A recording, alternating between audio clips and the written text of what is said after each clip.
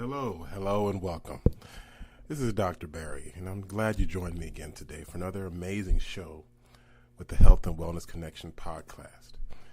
First off, I want to thank all the listeners out there in the whole wide world listening, especially those on AfroVibesRadio.com. Again, the best source of Afro Vibes, music, and entertainment, as well as those listening on SoundCloud and the various podcast feeds out there on the interwebs. So today is going to be a pretty cool show. We're going to talk more about wellness and awesome ways to achieve better wellness. Now, wellness to me is a topic that's not really focused on enough, in my opinion, and I want to make sure this show is a source of information that people can use to find various ways to improve their health and wellness. Now, for me, I do have four kind of main tenets of wellness I like to kind of reiterate and preach, if you will, to those who are willing to listen. And today we're going to go over some of those tenets and kind of lay the groundwork for future shows as we're going to further explore each individual tenet in various shows in the near future. Now, the four tenets are pretty basic stuff, so I'm not going to really kind of reveal some secret information that you don't already know about, but I think kind of reiterating the importance of these various details is very important as well, so we're going to do that here today. Now, there are four big things when it comes to wellness that I like to tell people to focus on and improve in order to improve their overall health and wellness. Now, those four tenets are, number one, nutrition. Number two, learning how to sleep/rest/relax. And that's a kind of a complex topic, and we're going to just briefly touch on that here today. And, of course, future shows are going to really break it down even further. Third is travel, and simply just kind of getting out of your comfort zone and getting into new and different environments. And lastly, exercise. Definitely not least, but, we're going to talk about how important exercise is and, why incorporating it into your regular routine can literally be life-saving. Now, nutrition. Nutrition is one of those things that, again, is kind of a general term that people know about, but they don't really understand, in my opinion. And I think that really getting to the bottom of what nutrition is and how it's critical to you is something that's not really focused on enough. So, in a nutshell, with nutrition is essentially anything you put in your body. It's anything you consume and eat for calories and minerals and different important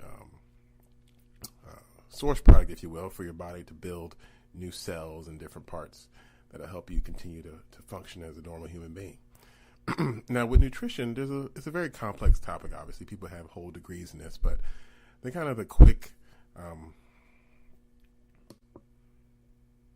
quick definition of nutrition, if you will, is, I guess, according to Webster, is the process of providing or obtaining the food necessary for health and growth. So this is clearly, kind of a very generic explanation, but as humans, we have to understand that nutrition is a very complex subject. First and foremost, nutrition is essentially whatever you consume that acts as the building blocks for how your body makes new cells. So essentially, junk in, junk out. So it's very important that you understand what you're putting in your body and how it's affecting your body and what your body is doing to those different foods you consume and what it creates out of it. Now, if all those who read my book, Next Level Weight Loss 2.0, you all know that I'm a big proponent for calorie counting. When I say calorie counting, I don't literally mean you should be obsessively counting each various morsel that you put in your body, but you should have a general idea of the general number of calories you're consuming throughout the day. And more importantly, or equally as important, you should try and consume foods that not only fall within your calorie recommendation for the day, they're also containing all those various nutrients and minerals that you require for the day. Now, what exactly those are, that's a very complex discussion, which we'll definitely, talk about in the future. But today, we're going to just kind of keep it general just for brevity purposes. And just kind of really relay the importance of how nutrient-dense foods are going to be very important as part of a diet of someone interested in maintaining good health and wellness, primarily because when you're eating, calorie counting is very important. And you want to make sure that when you're counting calories and eating the appropriate number of calories, those calories you do consume are high quality calories, meaning you're not eating a bunch of empty calories. For instance, if you have a 2,000 calorie recommendation for the day, and you just consumed 1,900 calories worth of French fries, clearly your nutrition will probably be lacking due to the fact that all those calories you consumed aren't really containing those essential minerals and vitamins you need or your body needs to function. So understanding the importance of eating well and eating high quality foods and high quality calorie foods is critical.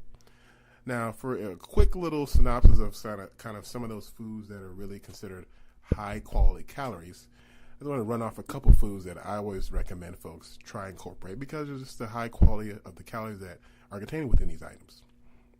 One of my favorite foods that I tell people a lot, especially if you do like to eat fish, is salmon. Salmon is one of those what we call high quality foods with very nutrient dense profiles. For instance, it has high quality omega-3s, which is a very high quality animal protein, which has been shown to be helpful in protection against heart disease and other ailments. It also has a ton of minerals and vitamins, as well as large amounts of magnesium, potassium, selenium, and even all the B vitamins, those of which are very important for producing energy and improving overall vitality. Eating something like salmon once or twice a week is a great way to get all your omega-3s that your body and your brain needs. Sorry, I misspoke. Omega-3s are actually beneficial for brain health and brain cellular functionality. So you want to definitely, improve the consumption or increase the consumption of omega-3s, and fish is an excellent way to do that. Now, as an alternative, you could take vitamin supplements, but to literally replace all the supplements you would gain from eating high dense foods like fish, it would be quite a few pills. So instead of taking 4 or 5 different pills to get all the vitamins and minerals in that fish, just eat fish and gain those benefits that you would otherwise have to take a plethora of supplements to consume or to gain. Another high quality food is kale. Now, kale is one of those controversial foods that are extremely polarizing as far as how you feel toward it. Some people love it to death. Some people hate it to death.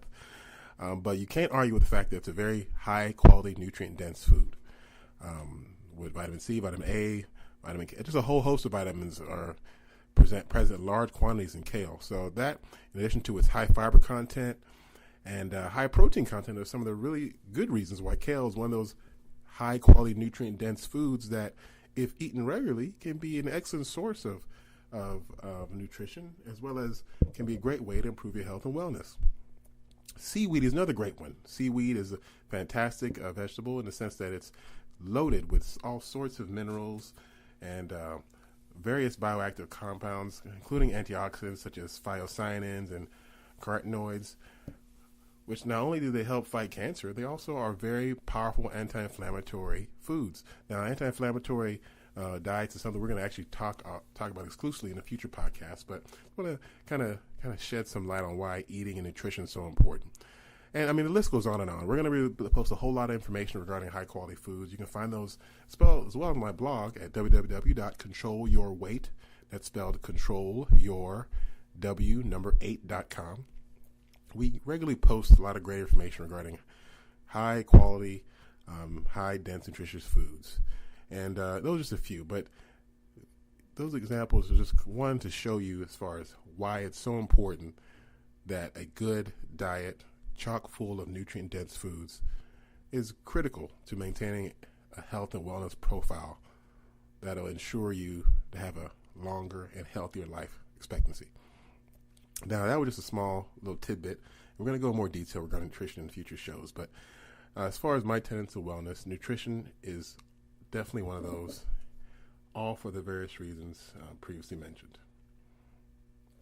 Now, the second tenet that we're going to also talk about in a future show, but I just want to give you a brief groundwork today, is the importance of sleep. Getting enough sleep is critical as part of an active and healthy lifestyle, as we talked about on a previous show. But it can also benefit your heart, your weight, your mind, and a whole host of aspects of your existence that you probably didn't realize. I mean, even simply getting 30-minute naps in throughout the day has been shown to be beneficial to your health and wellness. But there's nothing more important than getting that 6 to 8 hours of sleep with a significant component of REM sleep, which is, again, sleep where you're actually undergoing a dream state. It's been shown once you undergo that REM state of sleep, that tends to be the most restful type of sleep and more or associated with improved wellness and health benefits. So, and as far as sleep being important with lifespan, there's actually been direct studies showing that it can definitely improve your lifespan.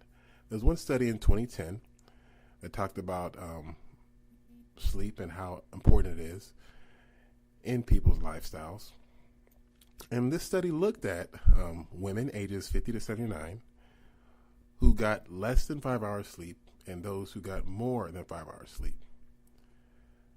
Now, it was found that those who got less than 5 hours of sleep had a significantly decreased life expectancy to those women who actually had more than 6.5 hours of sleep. So simply getting less than 6.5 hours of sleep per night can literally reduce your overall life expectancy. Now, why that is clearly due to a variety of reasons, but what you do know is that not getting enough sleep can literally be deadly. This has been proven in countless studies and is clearly indicative in kind of how you feel. I mean, think about yourself when you're, kind of up all night or don't really get a good rest. I mean, see how terrible your body feels? If you feel like that for a reason. And reason being your body is not at its optimal functionality because it wasn't able to recharge appropriately due to the lack of appropriate sleep. And your body usually doesn't lie to you. Now, we do have a habit of ignoring the signs of our body is trying to give us, be it the signs of fatigue from not getting enough sleep or pain associated with some sort of injury we're not really properly tending to. And these are the things that I think can be very harmful if we ignore signs that our body is undergoing stress and choose to ignore them for whatever purpose. And like we said previously on the other shows, sleep is important in helping reduce inflammation. So you can have reduced risk of heart disease, stroke, diabetes, arthritis, and other inflammatory and other conditions associated with increased inflammation. Sleeping can literally save your life, especially for someone who suffers from chronic inflammatory conditions like irritable bowel syndrome or Crohn's disease or rheumatoid arthritis or any of these conditions associated with diffuse systemic inflammation. Sleep has been shown to help reduce the state of inflammation and which can overall improve one's functionality and, of course, their life expectancy. Alrighty, so with sleep, we've talked about how important that is, but one thing that we briefly spoke on earlier was even the benefits of napping. Napping is something that's, very important as well. Technically, a nap is considered something greater than 10 minutes, less than 40 minutes. Napping in itself has been looked at numerous times in different studies. One particular study was groundbreaking, came out of NASA in 1995, showed the beneficial effects of napping by 747 pilots. And it showed them that simply napping just 40 minutes a day could increase their vigilance and performance by 16%, their reaction time by 34%. Other studies even shown massive improvements in people's memory and just overall alertness with a simple nap. Napping has even been shown to be far more effective than coffee and caffeine in improving verbal memory, motor skills, and perceptual learning. So if you're feeling tired and you just want to get a little bit of a refresher, taking a simple 30 to 40 minute nap can be far more powerful than drinking coffee or taking some no-dose or snorting meth or taking cocaine like a lot of people choose to do, unfortunately, to get that energy boost. So it's very critical that we value the importance of taking good naps as well as getting good rest and even meditating. We have a really exciting show as well on meditation, which we're going to do very soon. We'll talk to some awesome practitioners of various arts, including Tai Chi and yoga, and really explore the benefits of that. So just understand, in my opinion, I think getting good rest, napping, relaxing is a critical tenet to getting an improved health and wellness profile. So if you want to improve that, make sure you're getting enough rest throughout the day.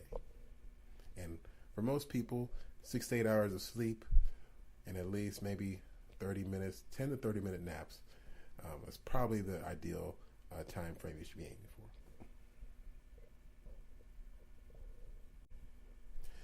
Now, when it comes to health and wellness, in addition to the two previous subjects we've briefly discussed, one of the most important, I think, as well as one of the more beneficial things you can do to help improve your wellness and health is traveling. I mean, studies have shown that traveling is a great way to improve your overall health and enhance your creativity. Just getting out of your current situation, your current environment, and getting into a new environment, which will force you to confront new challenges, new people, and really just kind of, integrate yourself into a different environment can have dramatic effects on your overall health and wellness. One thing that's been shown about traveling is that it can improve your social and communication skills. The thing about traveling is that in addition to going into a new environment, in a new location, people interact differently with one another and they engage each other differently. And as someone who's not used to that environment, you can actually learn to appreciate some of these differences and try to adjust yourself and your personality to fit in with these groups. Simple things such as this can be a great way to help expand your ability to interact with different people of various cultures. Traveling also helps you understand other cultures, which can help improve your overall, intelligence, as well as reduce your ignorance of other areas, which is, I think, a goal everyone should have. Traveling also can help broaden your horizons, because most people who form ignorant opinions of others do so because they base it off of bad information. Getting to know people who may be of a different culture, race, religion than yourself is a great way to help, I think, reduce prejudice, bigotry, and narrow-mindedness. Because if you interact with other people, you start to understand that some of those various rumors and different stereotypes may not be as accurate as initially suspected. Traveling can also boost your confidence. I mean, once you learn how to go somewhere and interact with a different group and kind of ingratiate yourself in that culture, you tend to get more confident in your abilities to do different things.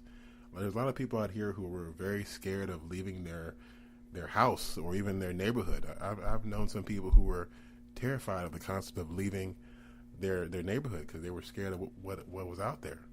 And instead of going out there and experiencing different cultures and environments, they'll just watch a movie and base their entire perception of said group off of the movie they saw, the TV show they saw. And you can see, obviously, this is fraught with issues and problems. So getting out there and really traveling, just going out to different areas and just kind of existing can be a great way to help boost your overall confidence and really improve your ability to cope and adjust to different situations. Not to talk of the food aspect, which is also a huge part of traveling, and kind of goes into our nutrition aspect earlier.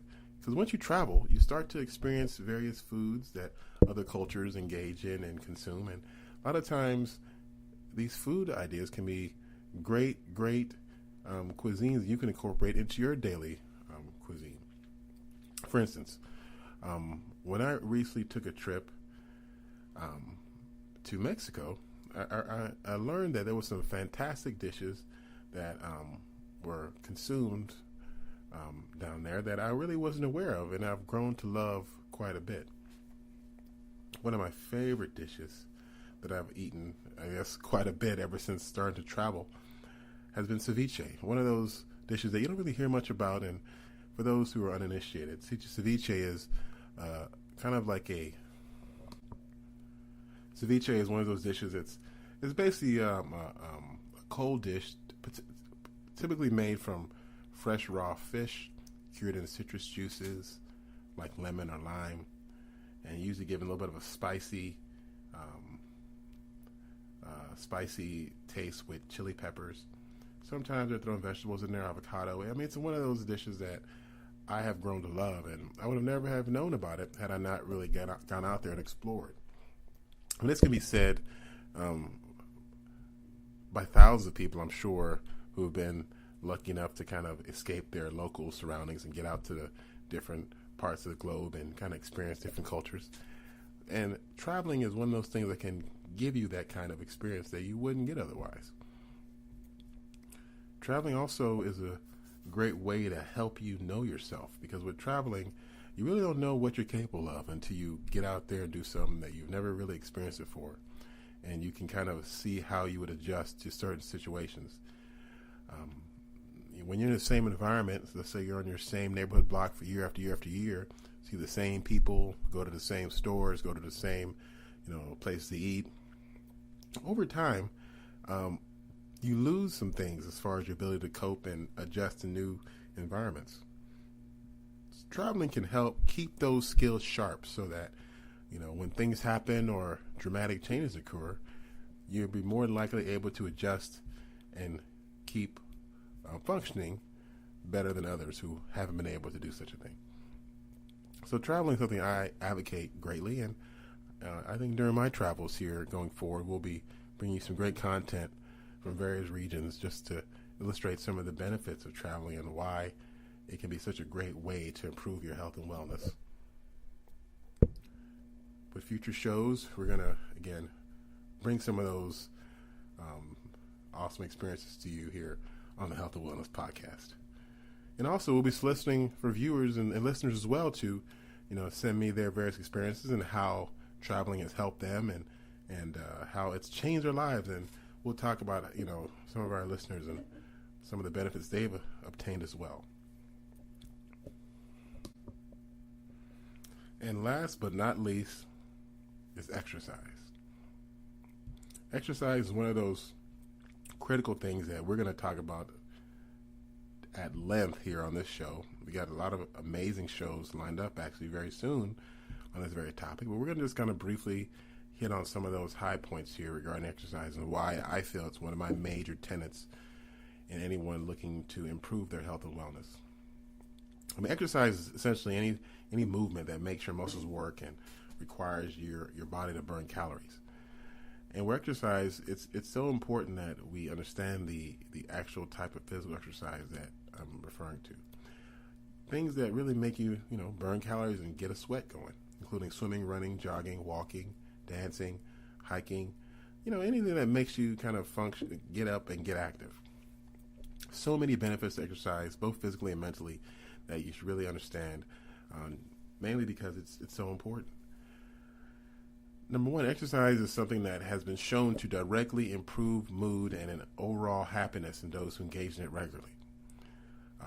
Exercise does that for many direct ways. First off, exercise itself produces endorphins that actually help produce positive feelings and reduce perception of pain. We talked about this on a previous show. It's called that, stereotypical runner's high that people get after exercise, where they feel very euphoric after a very strenuous workout. This endorphin surge, if you will, has been associated in helping people improve their symptoms of anxiety because it actually helps reduce those symptoms. And also it makes people more mentally aware and more sharp. It's so important that exercise, can help benefit those mental and physical issues that clearly many people and many health associations recommend that it be something people do regularly, or else they will definitely have a decreased life expectancy. Study after study has shown how exercise can improve depressed mood in depressed patients. And many believe it's due to that specific endorphin bolus you get after a good workout. And of course, the most obvious benefit of exercise and engaging in it regularly is weight loss. Weight loss is one of those things that everyone's been fighting to do. It's believed that One study recently purchased in JAMA in March of 2017 showed that over 55% of Americans are actually trying to lose weight. This is actually slightly decreased from previous years, but still elevated to say the least. So clearly most Americans are actually looking at different ways to lose weight, and for one reason or the other, many people have not been successful. A regular exercise routine is critical in that, and one benefits of exercise is that once you lose weight, you tend to have improved you have improved confidence and improved self-identity, and overall improved mood. Exercise also can help improve your metabolic rate, which can help you burn more calories, which can help you keep the weight off.